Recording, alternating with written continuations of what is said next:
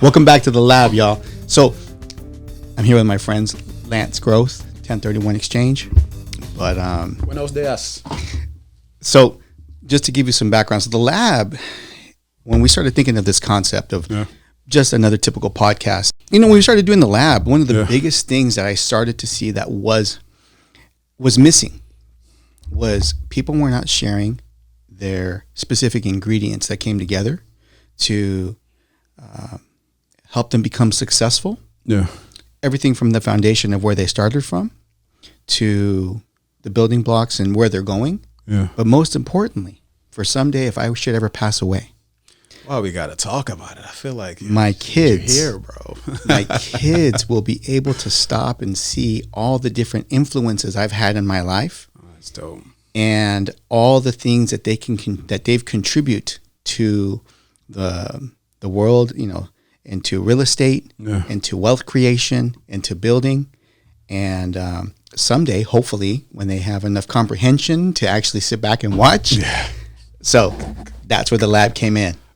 Just sharing those ingredients, bro. So you're documenting this for your children. Like, listen. Predominantly, yeah. But you know what? And the crazy thing is that I enjoy this because I think in what we do in a day-to-day sometimes, it can be kind of boring. It can be mundane. We repeat ourselves over and over and over. Yeah. But in the grand scheme of things, if people would just stop and listen to some of the nuggets, their life would be changed.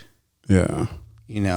And when we started the ADU company before with ADU Geeks with Kalani, that was one of the biggest things that he was really wanting to push was that we were going to hire within the community, provide jobs, provide cash flow, provide. Can we do a quick shout out to Kalani? You know what I'm saying? That dude is a legend and a half. My God. I think Kalani is one of those people in the San Diego. To me, there's like a lot of people successful and doing things, but there's like a small niche group of successful people that have like this passion on a different level. It isn't like this, no, they have this passion literally to like make the community around them better. Like, I don't just want this wealth for myself. I want this wealth to either bring my people up, educate my friends, support those I can. Like Kalani, he's a next level type, man. It took me a hard while to really digest that concept.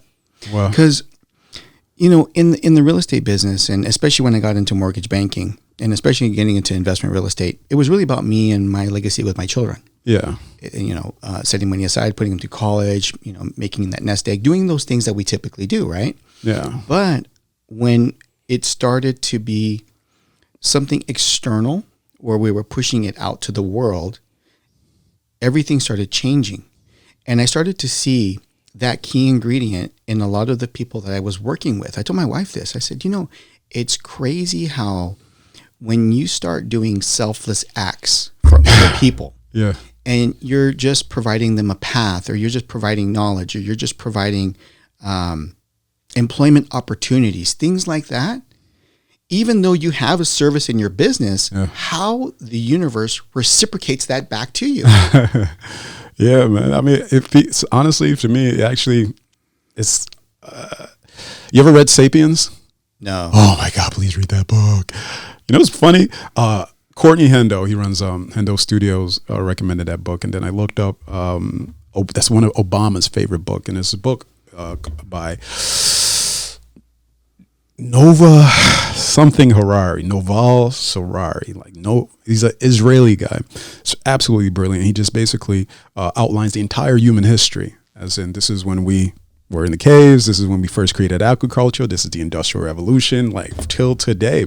And he talks about when we started, there were multiple different kinds of Homo sapiens. Well, sapiens were the Homo sapiens, and there were Neanderthals. And we won because we have a very specific thing about us. We are one of the few animals that automatically trust each other. You ever watch when they're trying to interview, when they do those discovery on the apes, people don't realize it takes them fucking months to just be around the apes, so the apes allow them to record them because they don't trust them. And collectively, that's what the human animal does. You hop on a plane, you trust the guy who created the engine, did everything right. The guy who made the wing did everything right. You trust the pilot. You don't even see the pilot. You trust the pilot. We're one of the only few animals that does that. So our strongest talent is collectively working together. So if you find the universe rewards that, it is like a biological thing. I mean, our cells, all they do is they create, they're there. They learn a bunch of stuff, and they split and they share their information. And that's literally how we're built. It's everything macro is micro. Like if you see success in helping others, that's the greatest strength of the human animal. Just collectively working together. Bars. Shout out to Sapiens. I love that That's book. bars. Actually, I've done a lot of deep meditation work over the last few years. Yeah. And it's amazing to me now that when I speak to people about what they saw, and it's exactly that. They're like, this body's just an avatar. Yeah. And I'm a custodian of it. Yeah. And I'm like, you too?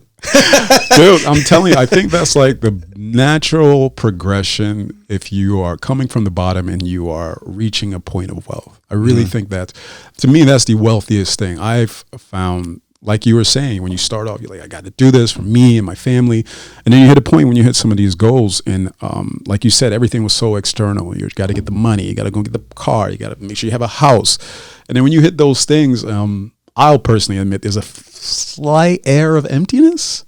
You're like, God damn it, I've been dying all my life for this BMW. No, I haven't. I don't give a shit. Yeah, right. So you Andrew turn Tate inward. said something about that. I told this to somebody else the other day. He said, there's two kinds of people in the world. And if I gave them a Ferrari, one man will treat it better than anything. Yeah. It will be perfect condition. When I see him 6 months later, that car is polished. It's well taken care of. Yeah. And somebody else will go YOLO. And they'll just take it and drive it through the weeds, and it'll have curb rash on the rims, and it'll be super dirty and everything else. Yeah. And he said, but the reality is that I look for the individuals that respect the pride in that ownership. Yeah. Because they know how hard it is to work for something like that. And when you start taking those kind of things for granted, it expands to other areas of life. Yeah. And I thought about that. I immediately started washing my cars. Swear to God. There's a healthy balance with that, because I'll be honest. I can't. On my New York office, it's my home with a really big office. I bought a 2-bedroom and I have a beautiful office. There's at the skyline. By the way, in New York, when you're staring at the skyline, you want to talk about motivation? You're just staring at the New York sky. You're like, yo, I gotta. Yeah. I gotta. I'm not even working hard enough. But it's what I found. Like, I can't work in a cluttered area, so my house is always pristine, pristine. So it's not. I'm not taking care of I have 3 cars, and my favorite one is my BMW X6.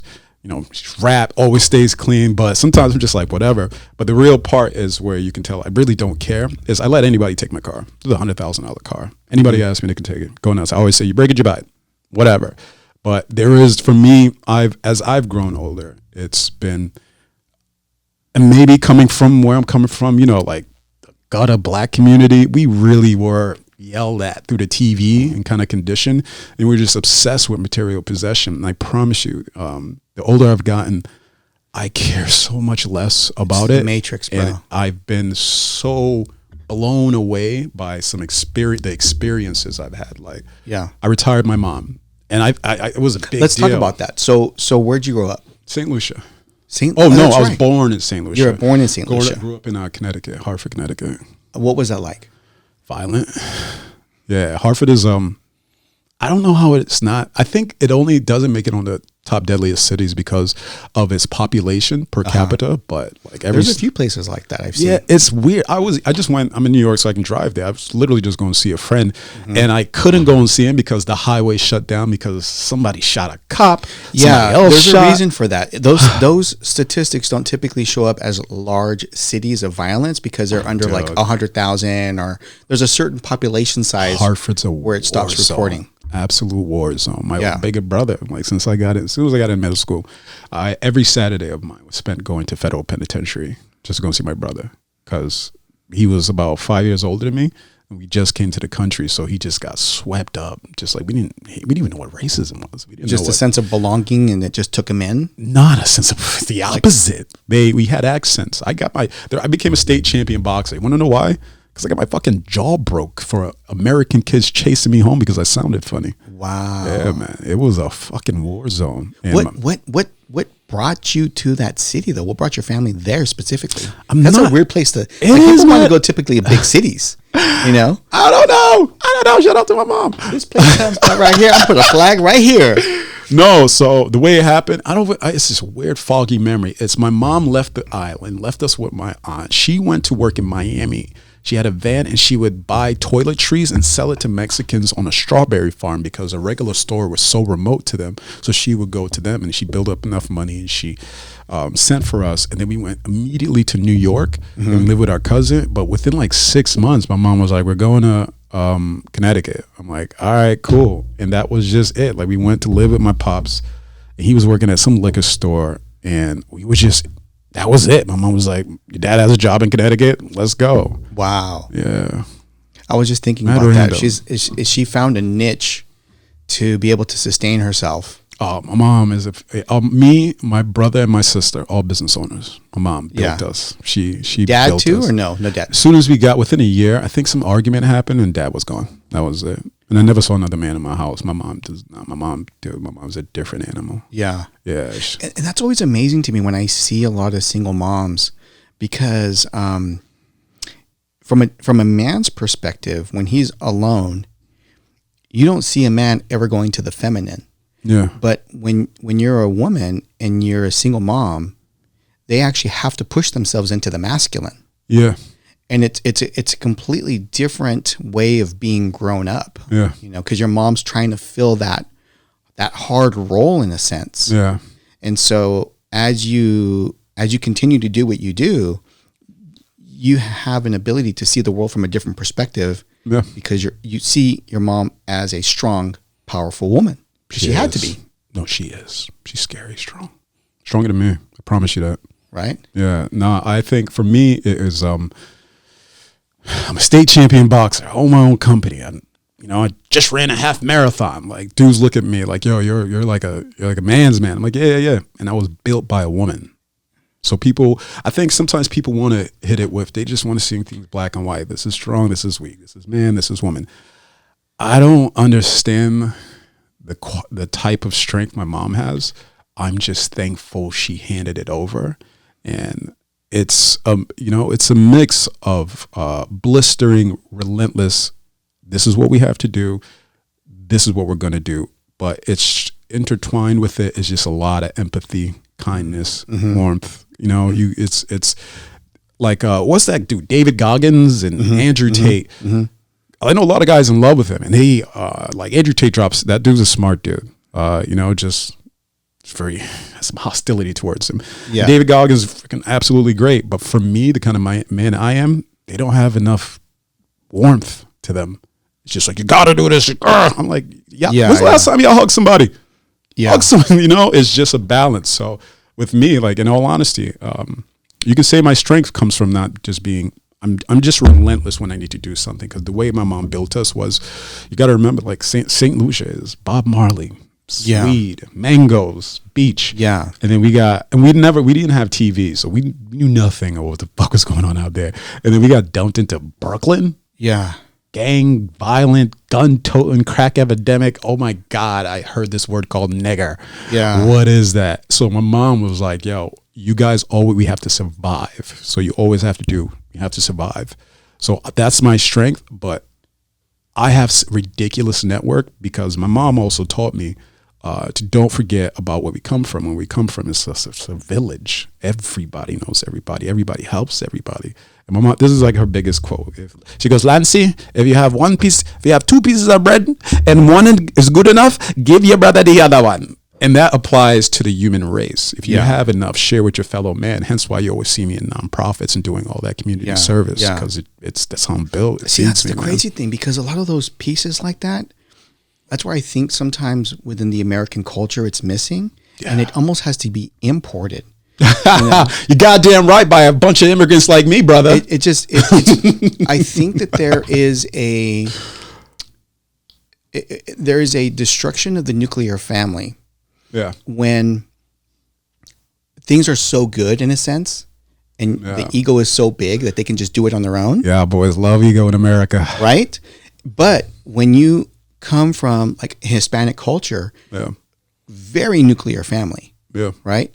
The roles, responsibilities, the even like you can go to any park, South Bay. You'll see families out there.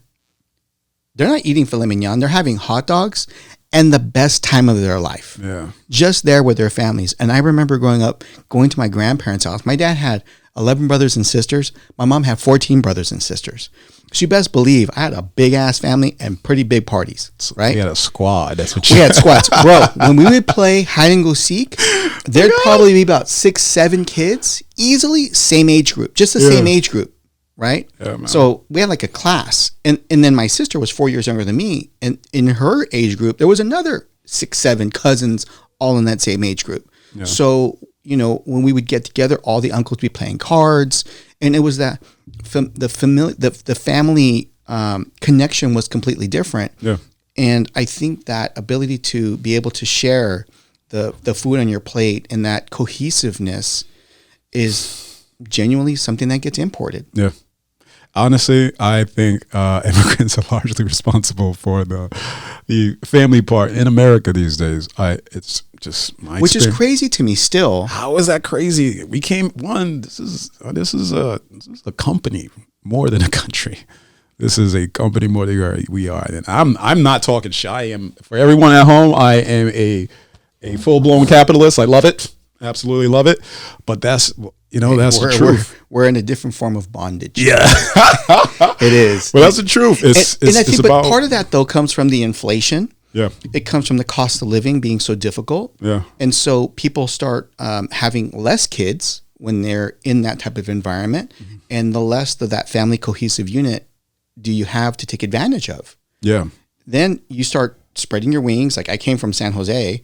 All my family that was there when I growing up, and now they're all across the country. Yeah. But that cohesiveness over time starts to get diluted. As in, what do you mean? Just that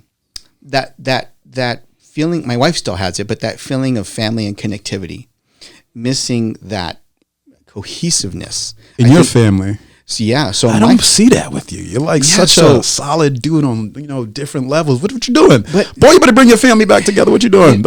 Undiluted. In my side, it's just me and my sister, my parents. If you move into specific areas where you're now involved in survival of the financial fittest, it now demands from you to work more than what's needed to just get by. Yeah.